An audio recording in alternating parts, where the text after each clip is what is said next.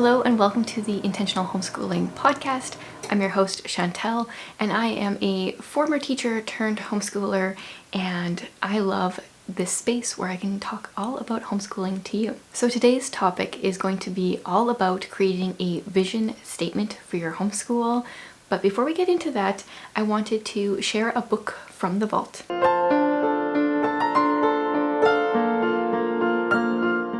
Now, the book from the vault is just a book that I want to highlight that I feel like I haven't talked about in a while and I want people to know about.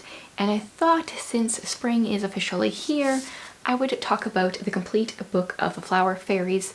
Now, if you're listening on the podcast or even if you're watching on YouTube, I will have the show links listed in the description and you can hop over and see links to all the books and things I'm going to be talking about today. So don't worry about being able to quickly jot them down. Now, the complete book of the Flower Fairies that I have includes all of the seasons, but when I think flowers, I think spring, so I definitely wanted to highlight this for spring.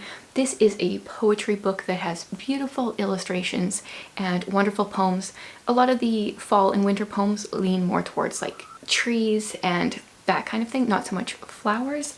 And this is just a wonderful book that I pull out all the time when we're doing poetry tea time. It's one of the ones that I gravitate to because I just love the illustrations and I love the poems. And like I said, this just feels like such a springtime read. So I highly recommend finding at least the Spring Fairies book, or if not, then just the complete Flower Fairies. I love this whole collection.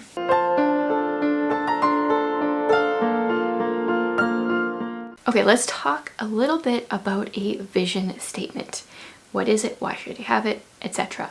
A few weeks ago when I sent out my weekly-ish newsletter, I talked about how excited I am to plan for next year's homeschool, even though like it's just March and we're not going to be starting till maybe August, probably September, but every time at this time of year, I start getting really excited about next year.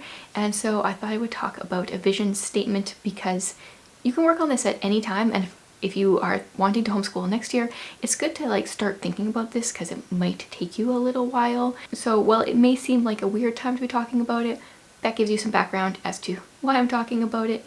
And if you're not part of my newsletter, if you don't receive it every week or every other week sometimes, then I always have that linked below as well.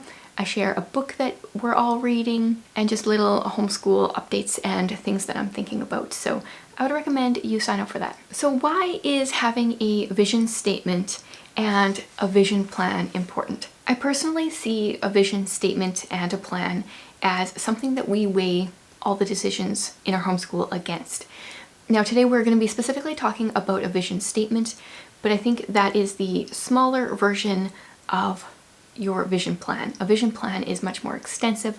I have a homeschool vision planner if you need a guide to figure out an entire vision plan for your homeschool. I have that up in my shop, or it is free for members.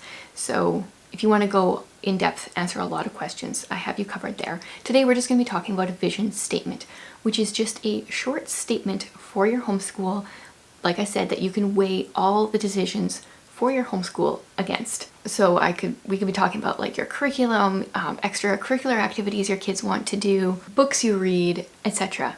Having this vision statement in place will help you figure out kind of where you're supposed to be going in your homeschool. And it clarifies the meaning and purpose behind your homeschool. So my vision statement has evolved over the years. I don't really even know if I had one the first few years. We were just kind of learning things as we went. And I feel like now I have developed a statement that I really enjoy and I think we will be using for years to come. Although that being said, things could change and then maybe therefore our statement would change a bit as well. So if you want to create your own vision statement, I have a couple questions we're going to go over today. These are questions that you can ask yourself that will kind of help to create your vision statement. And then I will be sharing my vision statement for our homeschool as well.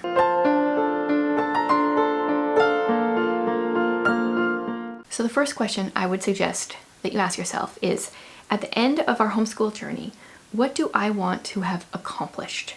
What, in general, what are your broad goals for your homeschool?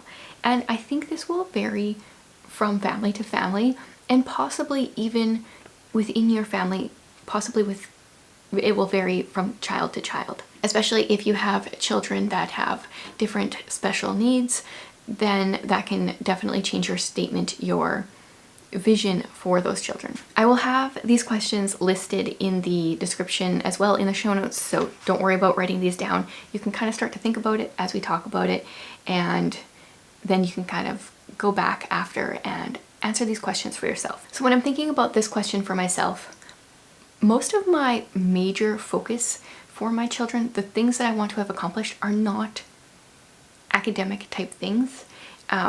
More on a spiritual level, I want them to, I'm stealing this from our church. I want them to love Jesus, love people, and help them love Jesus. I love that statement for our church. I've talked about it many times in various videos because I feel like I can take that for myself. I can take that for our homeschool, and ultimately that is what I want to accomplish or have accomplished when my kids leave my home. It's not really the academics that I am ultimately concerned about. That being said, I do want to do some academic things as well, but they are not my priority or my focus. If my children are not loving Jesus, loving people, helping people love Jesus, that's what I want to focus on before I focus on the academics. And then as far as academics go, before you think I don't have any goals for my kids academically, my biggest thing in that area is I want them to know how to learn and be interested in learning, because there will be gaps in their education. I will not be able to teach them everything, but if I can teach them how to learn and to continue to have this curiosity and this love for learning, then when they leave my home, this will continue. And it's not like, okay, I learned everything I needed to know up till grade 12, now I'm done learning. But instead they will be people who are interesting and interested in different things, and they will continue to pursue avenues of interest to them, whatever that might look like. And I just want them to continually learn and grow. Question number 2 that you can ask yourself is, what do you hope your kids will remember from your homeschool? And this is a big one. In the beginning years of your homeschool, it can be hard sometimes just to get through the day-to-day. But when you step back and you think, they will grow up and they will leave your home one day, what are those things that you want them to remember from their time in your home? I want my kids to remember learning as a fun experience. I want them to remember us having a good time together as a family. I want them to remember that I gave them resources and information that they needed in areas of interest to them. So this will look different for each of my children because they have very different interests, but I hope that they see or view their time in our homeschool as stepping stones towards their future careers, where we're figuring out their interests and kind of guiding them along in the way that God has naturally made them, with the talents that He's given them and the interests that He's given them. And I hope they see these years that they are spending here as training grounds for adulthood and the rest of life.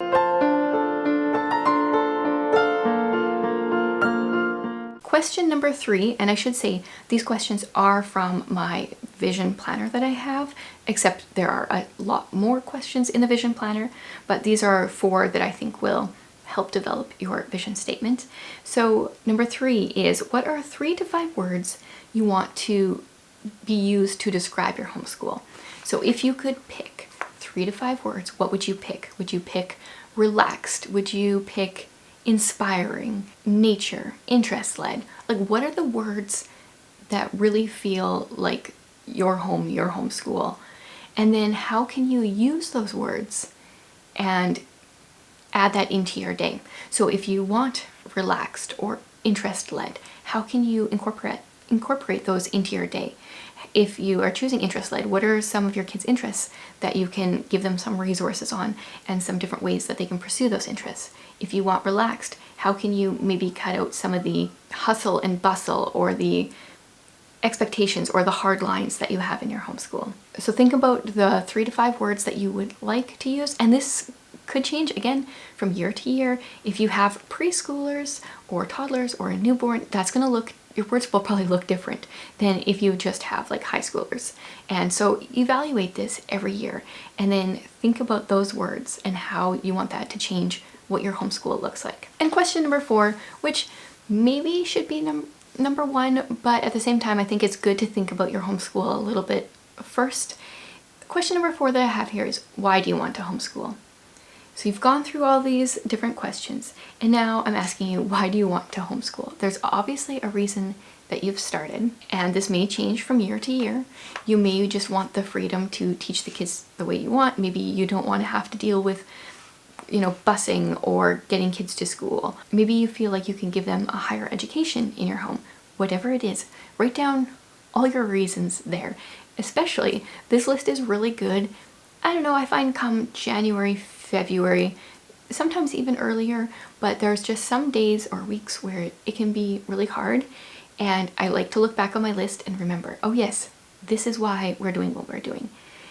Sometimes I wish there was just an option to send homeschoolers to school for like a week, maybe 1 week a year, or even half a week, just so they could see what the difference is between public school and homeschool. And everyone's homeschool looks different, but I'm pretty sure everyone's homeschool looks quite a bit different than public school. But because that's not an option, I like to refer back onto my list as to why did we start homeschooling? Why are we homeschooling now? Those have different answers to them, but it's good to have that list because the days can be hard. And sometimes I just need a really good reminder as to why it is we are doing what we're doing.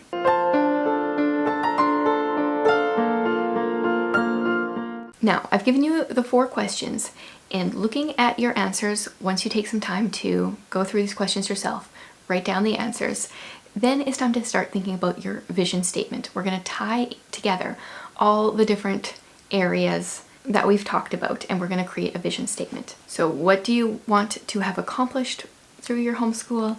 What do you hope your kids will remember? 3 to 5 words you want to describe your homeschool, and why are you doing this kind of in the first place? You don't have to include bits from each question into your vision statement, but it's good to think about these questions when creating your vision statement. So for my vision statement, this is a different one for me this year than previous years, and this one is heavily inspired by a book that I read, I believe it was late summer or possibly early fall of last year, by Andrew Peterson, called Adorning the Dark.